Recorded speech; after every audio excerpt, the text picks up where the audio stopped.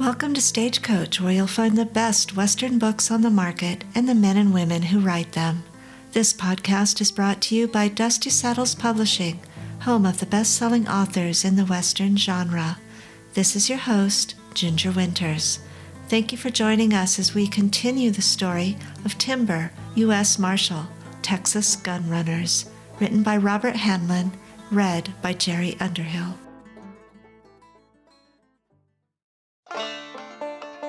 Chapter 7.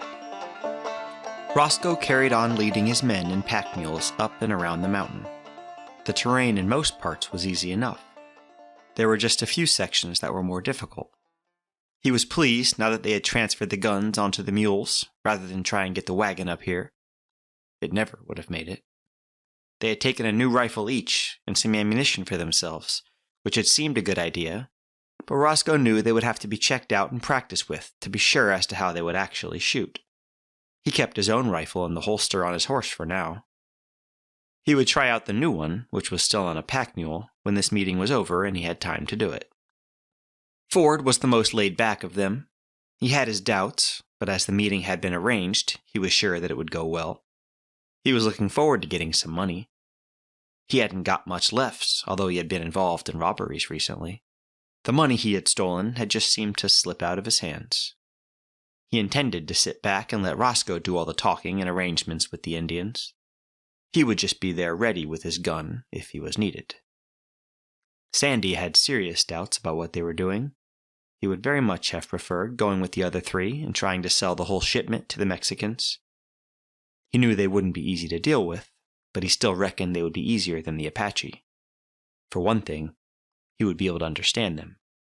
He had been in a deal with Apache before. It had only been a small deal, 1 box of rifles.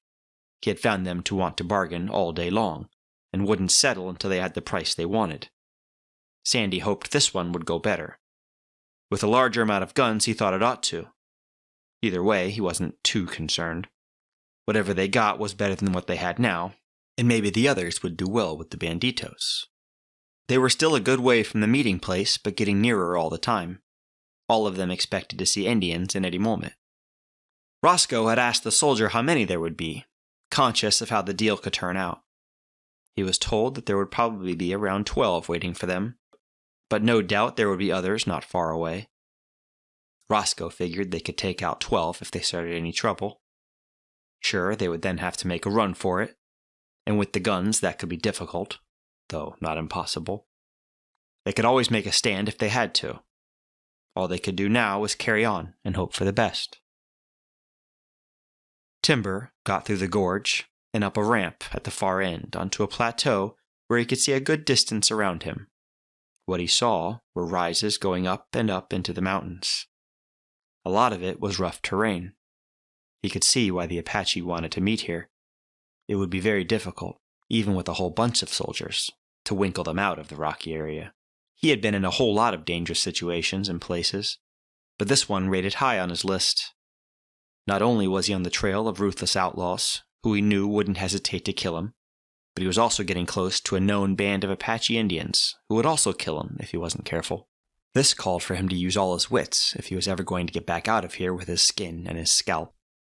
He rode on, gauging how fast to go. He wanted to catch up with the outlaws before they got to the Indians if he could, but then he didn't want to just run into them either. The route he was taking wound around rocky outcrops, over rises, and through hollows.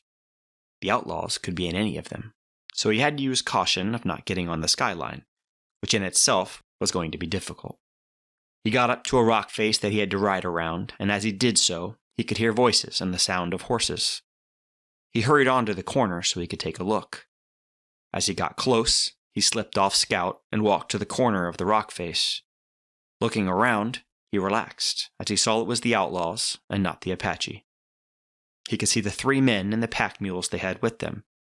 What pleased him was the fact that there was no sign of any Indians.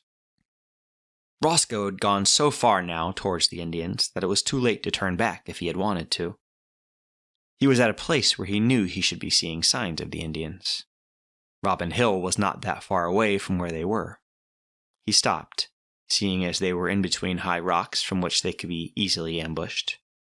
He wanted Ford and Sandy to be ready for any trouble, should the Indians decide to just rob them. "We take care now. We don't know where they are, and I'm expecting to see some Apache any time now." Sandy and Ford looked up at the cliffs, wondering if they were being watched. They didn't see anyone up there. Timber was pleased to see they had stopped, and he was close enough to hear Roscoe's words. Now was the time to take them out before the Apache arrived. He strode out from the rocks and called over to them. "You men just stay right where you are." The words came as a shock to all of them, especially as they were listening out for any sounds. Ford was riding Drag and was the closest to Timber. He turned around to see him. Timber called out again. "I want those rifles. Now just drop your guns. Give yourselves up." Ford couldn't believe what he was hearing and seeing. Only one man. He went for his gun. Timber was happy he had given them a chance. Now he drew his right-hand gun a whole lot faster than Ford, and before the man could begin to aim, Timber shot him. Ford dropped his gun and sagged out of his saddle to land in the dust. Roscoe and Sandy were galvanized into action. Sandy jumped down from his horse and hid behind it and the pack mules with his gun in his hand. "Ford's dead," he called out to Roscoe. Roscoe had seen Ford fall. He turned his horse, thinking of charging at the shooter. As he did so, Timber dodged back around the corner of the cliff face. He called out again. "I'm Jake Timber, U.S. Marshal. Last chance now to give it up." "No way," Sandy called back and fired a shot at Timber's head. It narrowly missed, throwing shards of rock over Timber's head. Timber looked for a shot, but Sandy was well among the horse and mules. He looked for the other man. Roscoe had brought his horse around, but he changed his mind about charging Timber, who was now in a good place to shoot back at him if he tried it. So he copied Sandy and slipped down into the animals. They had been spooked by the gunshots, and it was only because the men had a strong hold of their reins that they didn't run off. Timber looked for any way to get around them, but that was going to be very difficult. He waited to see what they would do. Roscoe got close to Sandy. "Can you see him?" he asked, looking over to the rocks. "He's by the cliff," Sandy said, pointing. Roscoe saw him, then called out. "What will it take to make you go away?" "Your gun's on the ground, and your hands in the air," Timber called back and waited for a reply. Roscoe began to think fast. "The Apache might have heard the shots," Sandy answered. "Is that a good thing?" That made Roscoe think. "They should help us kill them, unless they think differently." Roscoe cussed. "He would turn up now. We knew the chance was high someone would come after us." Roscoe was aware of that, but just one man? He didn't have time to think on it anymore before Timber called out to them one last time. "Time's up, boys. What's it to be?" Roscoe's anger got the better of him, and he fired a shot through the horses to where Timber was just showing a small part of himself. Timber took that to be their answer. He fired a shot just over the horses' heads, where he knew the two men to be. That spooked the horses and mules more. He followed it up with 2 more shots for good measure, making the horses all begin to pull away from the men. Roscoe had been counting the shots. He reckoned Timber had 1 shot left. He moved out to show himself, to goad Timber to fire, then danced back. Timber fired the last shot from his gun, making more panic among the horses and mules. Roscoe now guessed that Timber's gun was empty, and it was safe to charge at him. "Come on, Sandy, his gun's empty." He let the horse's reins go and ran out towards the cliff, followed by Sandy, who was grinning broadly. Timber watched them come on. He brought his left-hand gun up. There was no need to swap hands. Timber could fire just as well with his left as his right hand. As Roscoe advanced, he leaned out a little further to get a good look at him, and as Roscoe got close, Timber fired at him. Roscoe stumbled as the slug hit him. He took on an amazed look before he fell. Sandy was also amazed at Timber still being able to shoot at them. He was now in the open, with nowhere to go. He dropped down in the dust behind Roscoe and aimed at Timber from there. He was in a dangerous spot, and he fired, hoping to hit what he could see of Timber. He missed, but only just. Timber fired back. He could see Sandy's head, and his first bullet went into his brain through his forehead. Sandy collapsed, instantly dead. Timber waited a minute, then reloaded his guns before walking out into the open. He got as far as Roscoe and Sandy and took their guns. He emptied their pockets and found a few dollars, which he pocketed. He then walked on to Ford and did the same thing. He then looked to the horses and the mules. They had ran on a little way, then stopped just before a narrow gap through the cliffs. He walked onto them, talking softly, and then grabbed some reins. Once he had hold of some of them, the others were easy to catch. He now had 3 pack mules and 3 saddle horses to take back with him. Quite a string to control. He wasn't inclined to let any of them go, so he then wondered just how much time he had before the Apache arrived. He had to take the chance. It would be better if they didn't find the bodies when they did arrive. With an effort, he slung each outlaw over his saddle and tied them on. Then he tied a pack mule to each horse to make it easier for him to take them all back with him. He then led them back to where he had left Scout. He secured a long lead rein on the first 2 horses and mounted up. "Time to get back to town," he told Scout and urged him on. Timber knew he was going to have some problems towing all the horses along, but he was going to have to get on with it. That was better than leaving them to the Apache. He knew he couldn't be far from Robin Hill from the directions given to him. That being the case, it was possible they had heard the gunshots and could turn up at any minute. He hurried the horses along, wanting to get out of the area as fast as he could, not wanting to have a band of Apache around him trying to get the rifles and guns he was now riding away with. It was a difficult ride back down with the horses and mules, and they were making a lot of noise. Timber just gritted his teeth and kept on going. He got a little further along the winding trail before he heard horses. And shouting coming from behind him. There was only one thing that could possibly be causing that: the Apache. Timber cussed. No doubt the gunshots had been heard, and the band of Indians had now come down to find out what had happened. He figured they would have found where the outlaws had got to. Whatever it was a bit of a giveaway with the tracks of them all there. There was no way Timber wanted them to catch up with him, but there was also no way he could outrun them. So what was he to do? On his way up, he had seen a few places where he could hide off the main trail, and a couple of them were on hard rock that wouldn't leave any prints.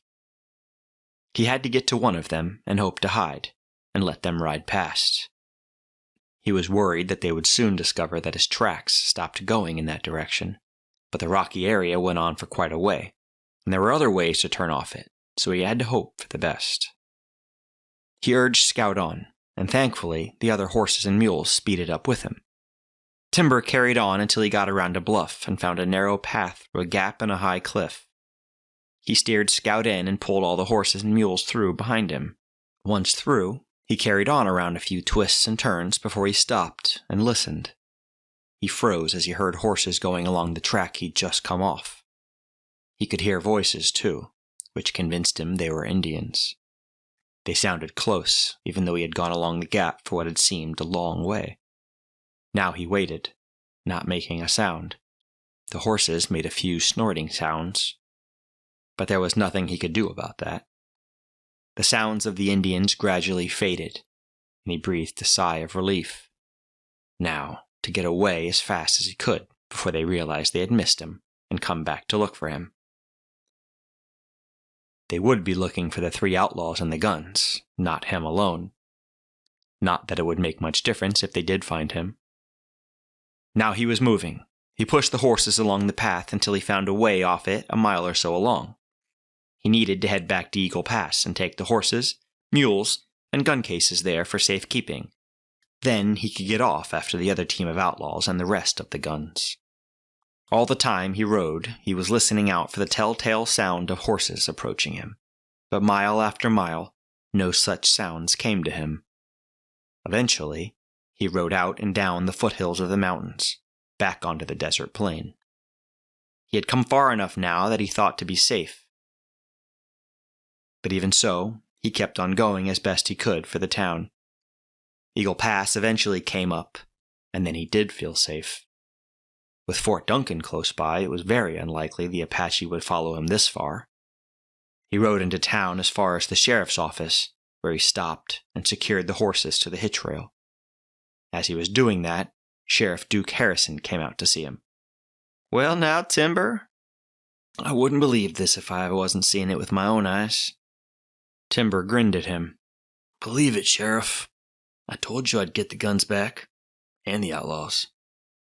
"That you did. I thought it was such a long shot, but... well, there we are.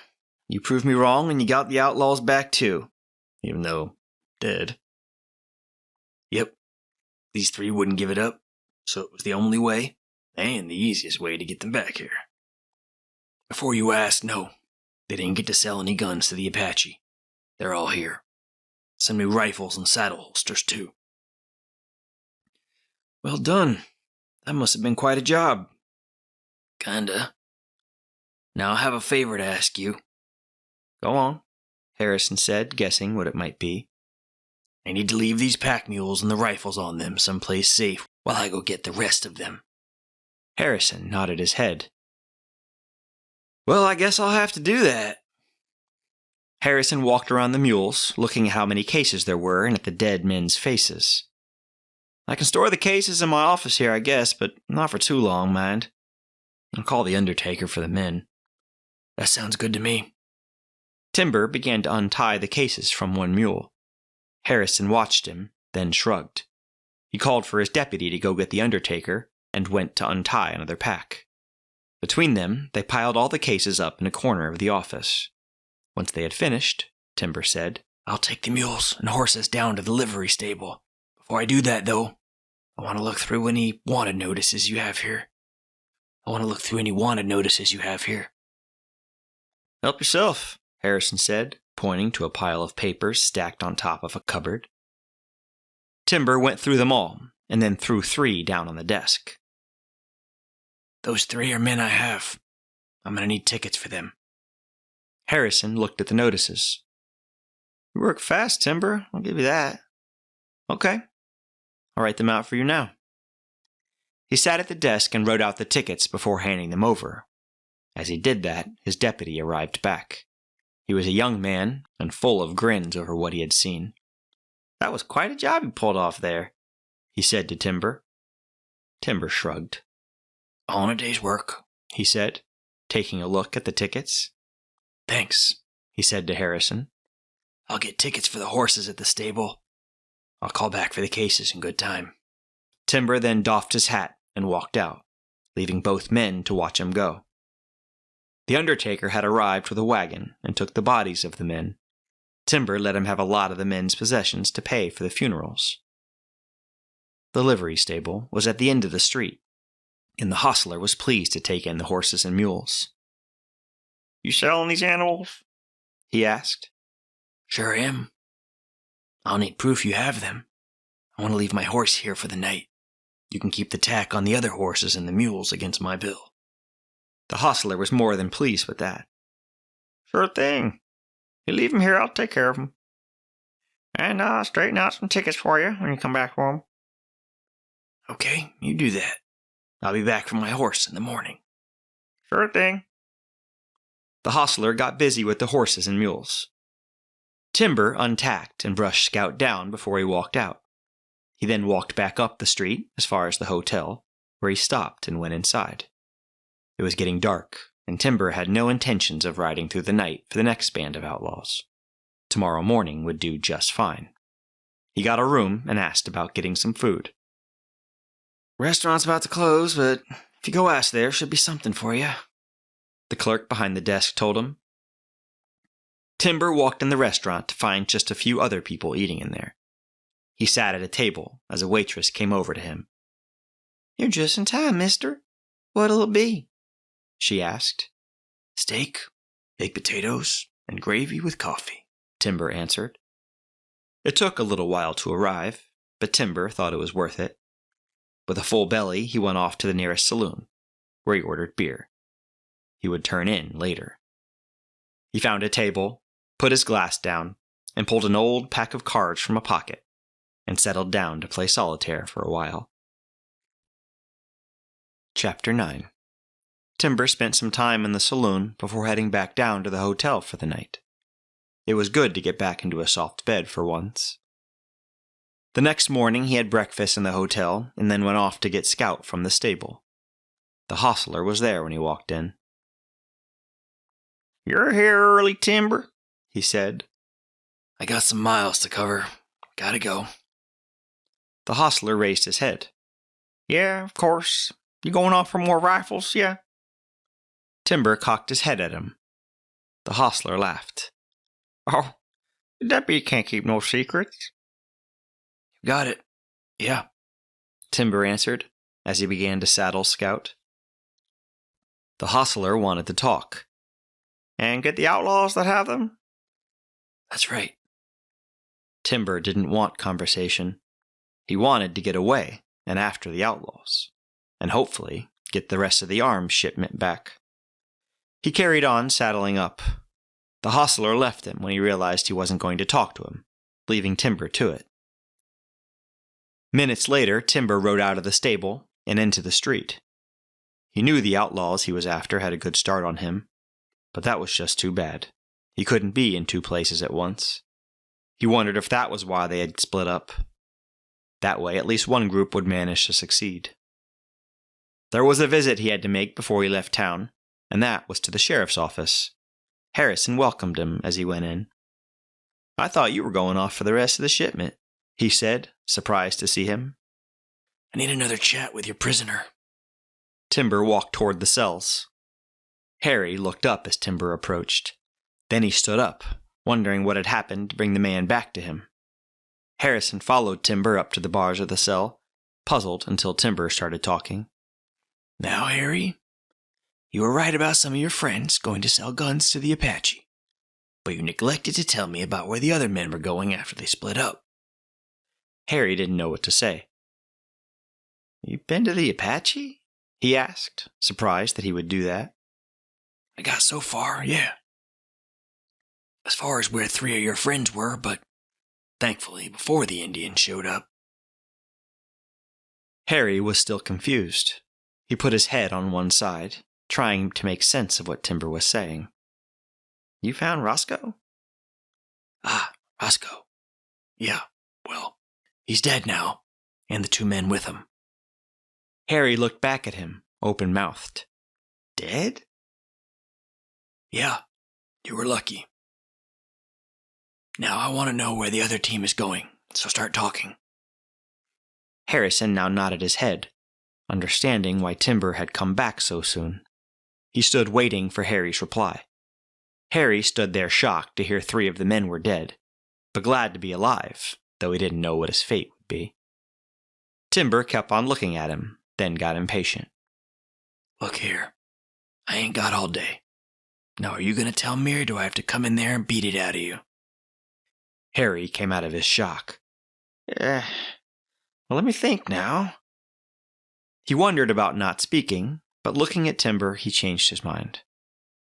"Yeah, I remember now. They said they were going north to meet up with some Banditos."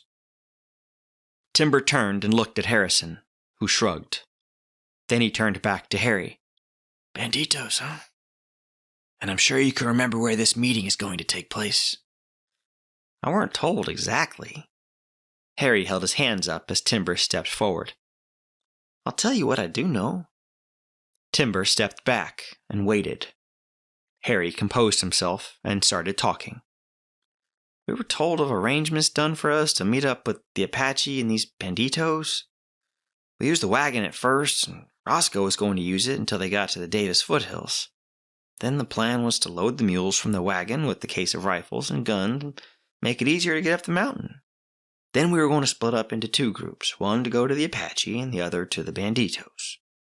Neither group wanted all the guns we knew we would have, so it made sense to do it like that, sell all of them that way." Being in two groups would put off any pursuit we had, and we were just going to meet up later. That's fine, Harry. But where are these Banditos? I'm getting to it. They're coming in from Mexico to meet up in the Davis Mountains. Apparently they feel safe up there anyway. They're going to meet just south of El Tuerno on a high rocky ridge a few miles west of the river, do the business, then they were going to come back down here. I have no idea where the Banditos will go when they have the guns. That's all I can tell you. Timber nodded. Okay. He believed him, and hoped that would be enough information for him to cross paths with the outlaws. Whether they still would have the guns with them was another matter, but there was nothing he could do about that. He just had to go out there after them and see what he could do.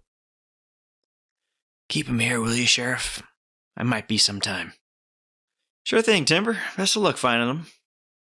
Thanks. I have a feeling I might need it. Timber walked out and back to Scout. He mounted up and headed off up the street. Clayton wished he had Roscoe with him. He was getting bored of Earl, and especially Bo, who was hard to shut up. The young man liked to talk about what they had done so far and what they would do. Clayton put up with it pretty much, but at times he lashed out when it got too much for him, telling the man to shut up. Bo took it in good humor, mostly, but it didn't help with them getting on as they rode along. Earl put up with Bo better than Clayton, but then he wasn't the one having to work out how to get to the Banditos. That job had been given to Clayton to organize. Clayton was finding it hard to find the way. He'd had a long talk with Roscoe about it before they had split up, but even Roscoe wasn't exactly sure. He only had what had been told to him. Clayton was looking for a group of rocks on a high ridge a few miles west of the Rio Grande. It was difficult, not having an exact location to go to.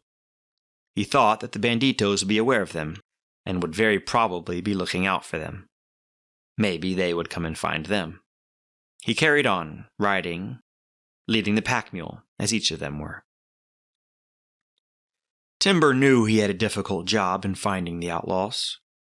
He suspected he would be too late to stop the sale, but he still wanted the men so they could tell him of where the Banditos were. He knew that it would be a tall order to get the guns off them, but he still wanted the outlaws, and to stop them from doing it again. Besides, there was something fishy about all of this. How did the outlaws get their information about the shipment? How did they find the two buyers? There was still a lot to do, and a lot to find out. His next job was to find them. He hoped to find out some answers to his questions when he finally came across them. If he did. Chapter 10. Carlos Lopez had ridden off after making the arrangements to buy guns from men in a saloon. He had been away from his men to take a look around the town of Eagle Pass, which he had plans for later, and while in town he had gone for a drink at the saloon. He had a man with him. His name was Arturo Hernandez. Like Carlos, he was a man with no empathy, and was just as menacing and evil as he was. They had sat around the saloon for a while, drinking, and as they did, Carlos was constantly drawn to two men at a table nearby. They looked an odd couple. One was obviously a soldier, most likely from the nearby Fort Duncan. The man with him just didn't match. He was a big, dirty, scruffy man, and he gave Carlos the feeling that he was similar to himself. He winked at Arturo and stroked his nose before he moved to the table next to the two men. Arturo moved across with him. They were able to pick up snippets of the conversation, enough to make Carlos get up and go to sit at their table. They stopped talking as he sat down. "Gentlemen," Carlos said, "I have an idea your plan will be of interest to me." Both men looked amazed and then glanced around the saloon. They looked hard at Arturo, as he was dressed as Carlos was and looked very similar. "Never mind him, he's with me. Now tell me about this wonderful plan." It was several whiskeys and some time later when Carlos got Arturo to join him and leave the saloon. "It is all arranged, Arturo. We will have wonderful gifts from them very soon," Carlos said to him with a grin as they got outside. Carlos was now keen to get back to his band of men. he had left them in a safe place in the hills under the control of a man he trusted, Pablo. Pablo was also a big man and very strict, just the kind of man needed for the job. He was waiting with the rest of the bandits for Carlos to return. The conversation in the saloon had gone very well, and Carlos now had all the details he needed. He had haggled over the cost, even though he hadn't seen the rifles and revolvers, but then neither had the men he was dealing with. He was going to be happy to get back to his men and tell them of what he had learned. He had spent as little time away from them as possible. He trusted Pablo, but he still wanted to get back to make sure he had followed his orders. He rode up the hills with his second-in-command, Arturo, checking behind him all the way, and taking a roundabout route to put off any pursuers, and to make them visible to him if they were there. It was by being careful like this that he had survived as long as he had. The arrangement sounded good to him. All he had to do was wait for the men to bring the guns to him. He knew he would be back with his men way before the guns were expected, and he would have to wait in the hills for possibly a few days before the deal would be done. That was fine. They had plenty of supplies, and there were enough of them to keep a lookout for the men arriving. As he got closer, he saw one of his men up on a rock looking down at him. He was going to have to tell that man to keep his head down further than that. It didn't do to give yourself away, not when you were doing the things they did. He rode through a gap into a high-sided gorge and into the camp. Pablo was waiting for him as he rode up. "Did all go well?" he asked. "Oh, yes, Pablo, very well. The town is as we thought it is, and I have arranged for great gifts of rifles and guns to come to us soon. We need to watch out for the men bringing them." "That sounds really good, Carlos. How will we know what to look for?" "There will be 3 men, each with a pack mule. Let all the men know to watch out for them," Carlos answered as he slid off his horse. Another man came to take the horse from him, so Carlos walked on to where a tent had been erected. There was a fire just outside where Carlos reached for the coffee pot suspended over it and poured out a cup for himself.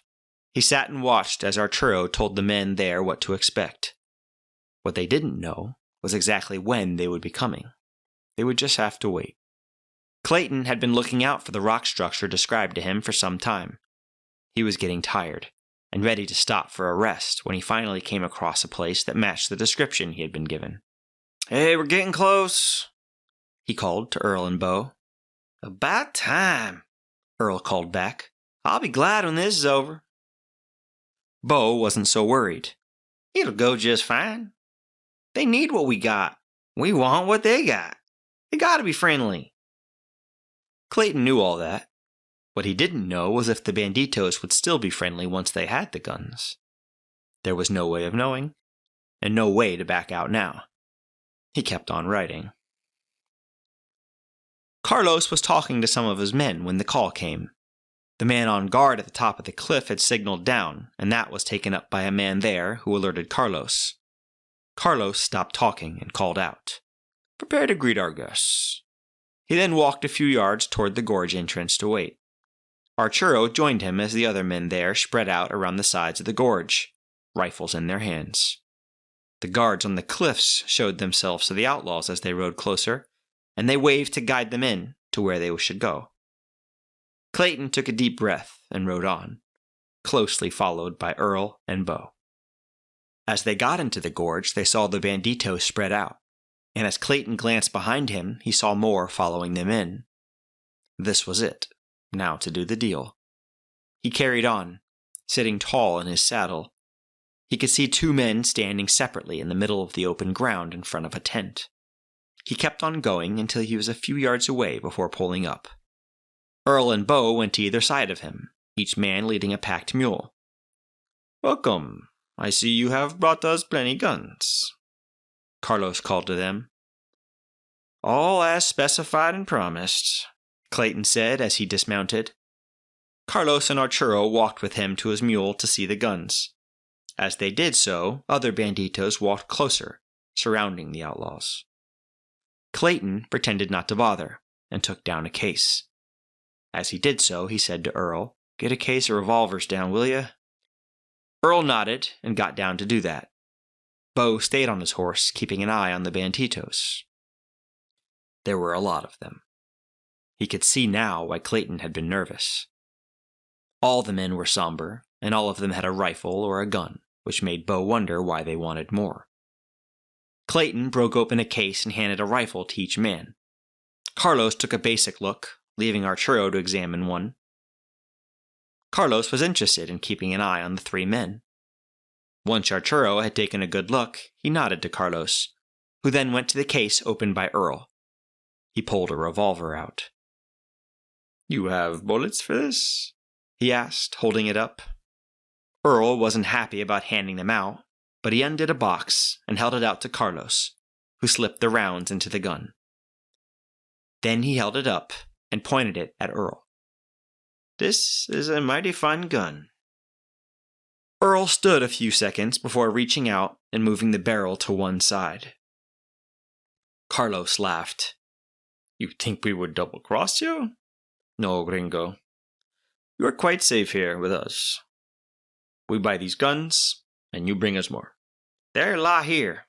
What the heck do you want more for?" Earl asked. Carlos took offense. "That is for us to know. We have friends." Earl shrugged, not really concerned. All he wanted to do was get the deal closed and get out of there. Clayton took the mood and started the sale. "You know the price we want for these?" he said to Carlos. "Yes, I do." Carlos turned around and called over to a man. "Manuel, bring the box." They all waited while a man came over carrying a box in his hands. As he got to them, he opened it to show it was full of coins. "The full price is here," Carlos said. Clayton reached forward to take it, but Carlos took his hand. "No, senor. We open all the cases first." He gave Clayton a grin, showing a gold tooth. Clayton waved a hand back to Earl and Bo. Bo dismounted, and between them, they opened all the cases, while Clayton stayed close to Carlos. Once they were all open, Carlos had Arturo go with him to check all the contents. Carlos then took a rifle and held it up. "We have the rifles, amigos."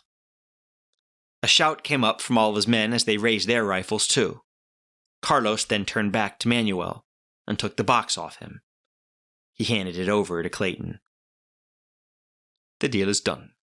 You can leave the mules with us now." Clayton hadn't thought of including the mules in the deal, but he shrugged and nodded. "Okay, fine," he said, taking the box. "Mount up, boys," he said, getting on his own horse. "Come again when you have more," Carlos told him. Clayton looked at him, doffed his hat, and began to ride out. Earl and Bo followed him. All of them expected a shout or a gunshot as they rode, but none came. They all breathed a sigh of relief as they emerged from the gorge and began the journey back. "That was worry," Earl said as they got away. "Oh, it was all right," Bo said, back to his confident self now it was all over. "Whatever it was, it's over, and we got paid. Now we need to get over to Little Rock and meet up with Roscoe and the others," Clayton said. He had the box safely tied to his saddlebags. Chapter 11. The further away they got from the Banditos, the better Clayton began to feel. The whole thing had been too stressful for him.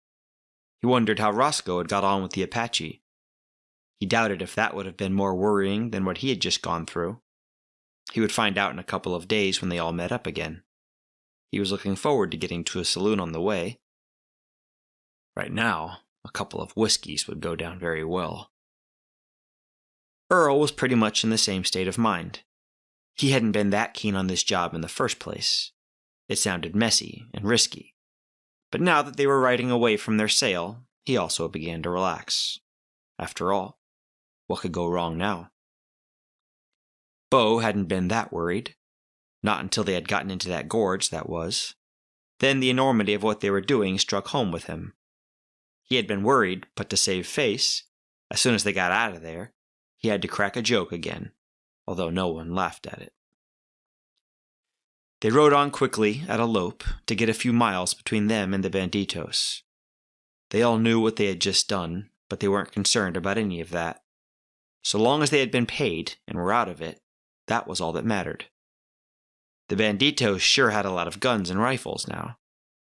They assumed they would be recruiting more men to go on their skirmishes and whatever else they did. So long as they kept their distance from them, that would be fine. That Mick said something about us taking more guns up there. You're not seriously thinking of doing that, are you, Clayton? Earl asked. It's not something I would look forward to, Earl. We got away with it today, but I wouldn't want to make a habit of it. Nor me. We need to find easier ways to make a buck. Clayton grinned at him. His adrenaline was calming down, and he could look at this more objectively now.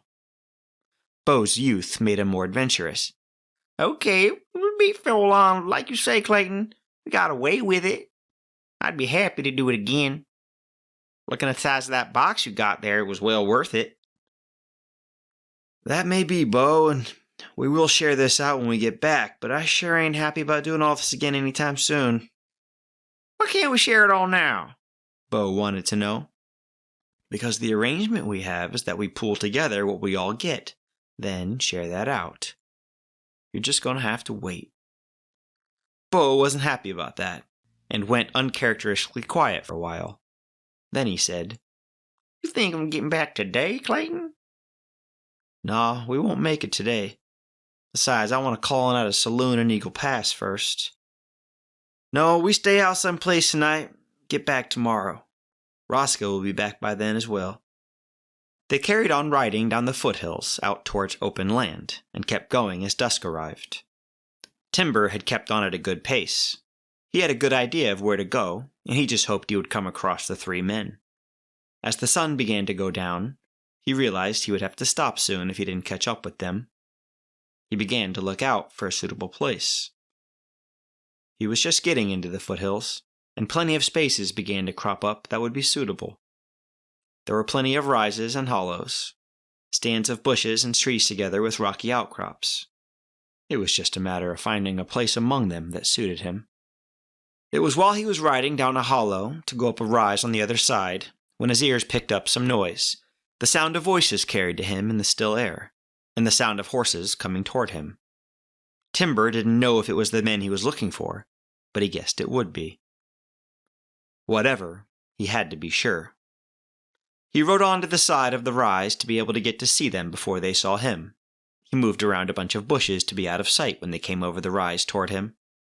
Clayton was too busy thinking of what he would do with his money and how things would be when they all met up again to notice much about where he was going. He knew the route back and didn't have to think about it. He rode along, talking now and then to Earl, and letting Bo just keep on talking without taking too much notice of him. Earl was busy talking to Clayton, so none of them were taking much notice when they came over the rise and started down the other side. Timber watched them come. He hadn't been sure who they were, but he heard names being mentioned, which told him they were the Outlaws. He was disappointed not to see the mules and guns with them, but he wasn't surprised. He waited until they were closer before he rode out from the bushes. Bo was the first to see him. He was surprised to see a man out there. "We have a visitor," he said, as Timber rode a little closer. When Timber was close enough, he called out to them. "Stop where you are. We need to talk." Clayton and Earl were more surprised to hear Timber speak than actually seeing him. It was Clayton who answered as they came to a halt. "Just what you want to talk about?" He asked the questions to give him time to take a look at the stranger. Timber stopped, facing the three of them. He looked at each one carefully before answering. "You know, I'm sure if I look hard enough, I'll find wanted notices for you three." Clayton was the first to answer. "Who are you, mister?" "The name's Jake Timber, U.S. Marshal." It took a second for the words to get through to the Outlaws. "You got some guts coming to us saying that," Clayton said to him. "And all alone, too," Bo added. "Do I need someone else?" Timber asked, the sarcasm obvious in his voice. I'd say so, yeah. Bo sat easy on his horse, his hand inches away from his gun. Now just where are these bandits you've sold the guns to? Timber asked. Clayton couldn't believe what he had said, and he grinned across at Earl. Why, you want to go buy some? He asked, copying the sarcasm. No, I just want them back. Oh, and you three are under arrest. The three outlaws had to laugh. Timber had spoken as though he was just passing the time of day, not threatening them with incarceration. Clayton stopped laughing and looked hard at Timber. Strong words, Jake. You got enough guts to back it up? Timber looked shocked. You think I haven't? Bo had heard enough. He was young and reckless. He also wanted to prove to the men with him just what a big man he was. He went for his gun. Timber had been watching for such a move, so he drew his gun and fired just as soon as he had leveled it at Bo. He was a very experienced gunman, and his bullet winged its way straight into Bo's chest. He sagged down on his horse, then fell into the dirt, coughing up blood before he died. Earl was in between Bo and Clayton. As he saw Bo draw, he did as well. Timber only just had time to send a bullet his way before Earl had time to aim at him. It caught Earl in his right shoulder, making him drop his gun. He urged his horse forward out of the way of any other shots, leaving Clayton exposed to Timber. Clayton was ready for it and fired at Timber. The bullet whistled past his head as Timber fired back. Clayton buckled over and slid off his horse. Timber quickly rode up to him to check he was dead. He was. Timber then looked for where Earl had gone. Earl was hurt. He had lost his gun, and he was now on his own. He rode up the rise and over the other side. Timber rode after him.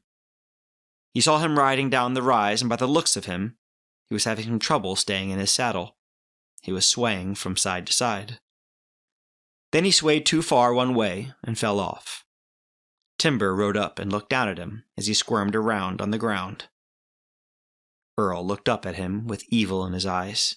"You ain't taking me in," he said. Timber had no intention of taking him in, but he didn't say that.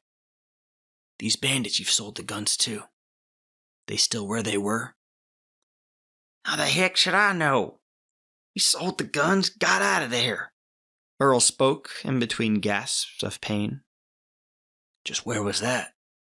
Timber had been given some information, but he wanted an update. Why should I tell you? Depends on how much pain you can take. Earl looked into Timber's eyes and saw no mercy there. What the heck? They may have moved on anyway. Go north. There's a big rock with a cliff face. Round it, there's a gorge. That's where their camp is. Timber nodded. That sounded right from what he'd been told. You gonna kill me now? Earl asked. Should I? Timber looked down, wondering if he would be able to take the man back, and if there was a wanted notice on him or not. Help me up, will you? Earl held a hand out. Timber had been tricked like this before, but he dismounted and went to take his hand, then stepped back. Earl had set his trap and had a Derringer in his left hand. As Timber stepped back, Earl cussed and brought the Derringer up. Timber was ready for him and had a gun out in a blur and fired at Earl, taking him down. He then took the Derringer and emptied the man's pockets. He then rode off to where Bo and Clayton were, and emptied their pockets too, where he found a few bills, some coins, a couple of knives, and a few bits and pieces he put into his saddlebags. He was then in a dilemma. Normally, he would take them back to town, and he would get tickets from them for any bounty on their heads. But now he had to carry on to get the guns from the bandits. He decided to put them across their horses and take them with him. He could always abandon them if he had to. It was hard work to get them all over their horses. He stopped at the horse Clayton had fallen from. He looked at the box secured to the saddlebags and took it down. What he saw inside surprised him.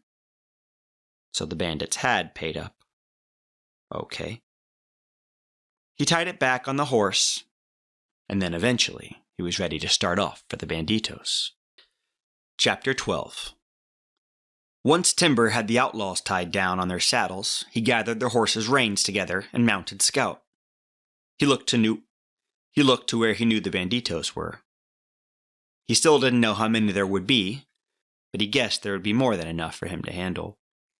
This could be difficult, he thought, but he still wanted to give it a go and see if he could get the guns back. He wouldn't know until he found them, and he had the chance to take a look at them, whether that would be possible or not. Riding back north, he followed the tracks of the outlaws' horses as best he could while he looked out for the cliff. Taking the outlaws with him was going to slow him down. He wondered if he could leave them somewhere while he went for the Banditos and for the guns. He didn't know how long that would take. If need be, he would leave them and set the horses free, but that would be a last resort. Carlos was happy to get the guns, and he'd been happy to pay for them, thinking that more may come their way. But that was dependent on how his plan went.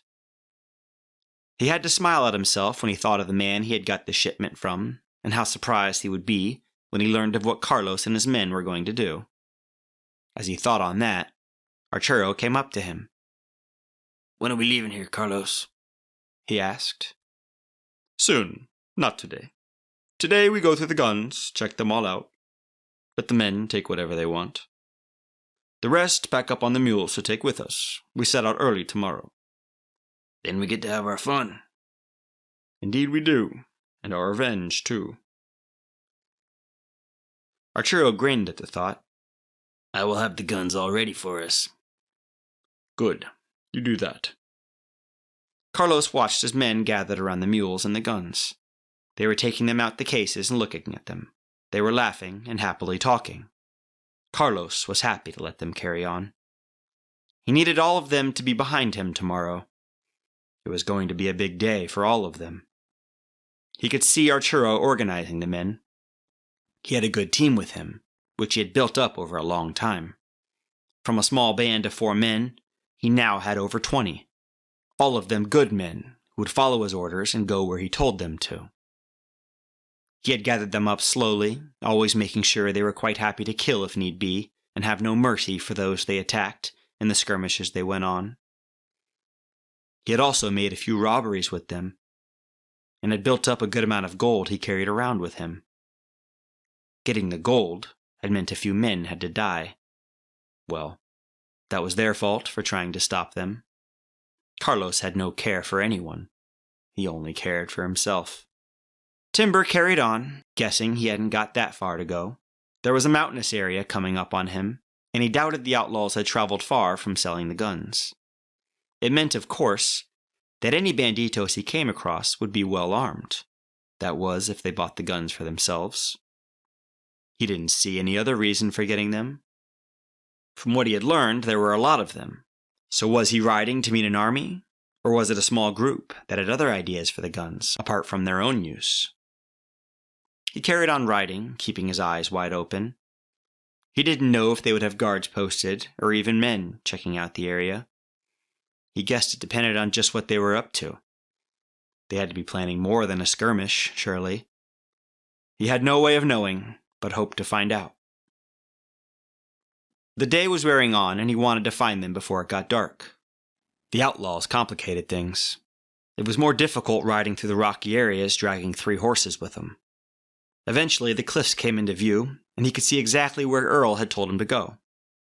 This was going to be interesting. He rode over to one side, wanting to get to the cliffs away from the gorge entrance to begin with. He thought of leaving the outlaws there for a spell on their horses while he went for a look-see. He just needed to find a suitable place to leave them. He rode up to the cliff face and looked along it. It wove in and out in several places.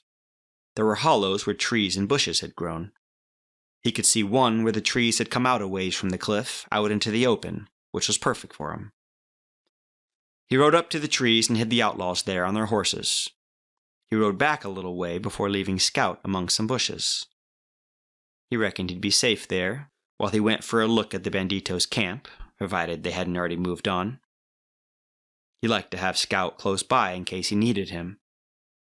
He then walked on to the edge of the cliff face, keeping close to the rock, where he would be able to see around it into the gorge. Arturo had spent some time with the men, helping them to choose what weapons they wanted, and once they were all happy, he set about putting the remainder back into the cases. He got 2 men to help him. Once that was done, he had them help carry the cases into the tent, where they stacked them at the back out of the way. Carlos was sitting outside watching the proceedings. As Arturo came out, he stopped him. "Are the men all ready now?" "As far as they'll ever be. They are always up for a fight." "And for a good cause. These gringos need to be shown what we are like."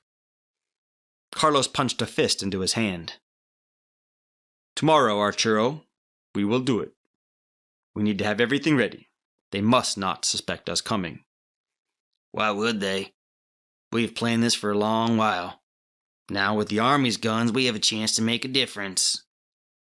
"Yes, and they will make a difference." Carlos grinned again. "Tomorrow, amigo, we make that difference." Arturo nodded and looked over to where fires were glowing as the men began to prepare their evening food. "You staying here?" he asked, noting the fire still burning and the coffee pot suspended over it. "Yes. Come and stay with me. There are still things to discuss for tomorrow. There is plenty of food." Carlos nodded to the skinned rabbits waiting to be cooked. Arturo laughed. "I'll fetch the whiskey first." He walked off as Carlos looked after him, saying thanks to himself that he had such a good second-in-command and such a good friend. Thank you for listening to this episode of Stagecoach, brought to you by Dusty Saddles Publishing, the home of Western excellence, where the best of the Western authors can be found. Visit our website at dspublishingnetwork.com. Please join us for our next episode as we continue with Timber, U.S. Marshal, Texas Gun Runners, written by Robert Hanlon.